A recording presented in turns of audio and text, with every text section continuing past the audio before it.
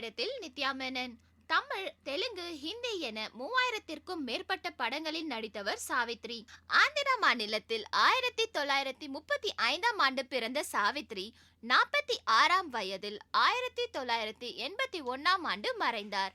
களத்தூர் கண்ணம்மா, திருவிளையாடல், கந்தன் கருணை, படித்தால் மட்டும் போதுமா, மிசியம்மா, பரிசு, பாசமலர், பாவ மன்னிப்பு, கை கொடுத்த தெய்வம் போன்ற படங்கள் இவருக்கு நல்ல பெயரை பெற்று தந்தன. நடிகையர் திலகம் என்று போற்றப்பட்ட சாவித்ரியின் வாழ்க்கை வரலாறு தற்போது படமாக உள்ளது. தெலுங்கு இயக்குனர் நாக் அஸ்வின் மகாநதி என்கிற பெயரில் இந்த படத்தை எடுக்கிறார்.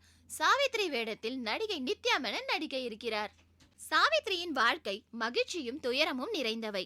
சாவித்ரி போல நடிக்க வேண்டும் என்று இன்றைய நடிகைகள் கூறுவதிலிருந்தே அவர் திறமையையும் பங்களிப்பையும் அறிய முடியும். அவர் வாழ்க்கையை படமாக எடுத்தால் அதை ரசிகர்கள் நிச்சயம் ரசிப்பார்கள் என்று இந்த முயற்சியை மேற்கொள்கிறேன்.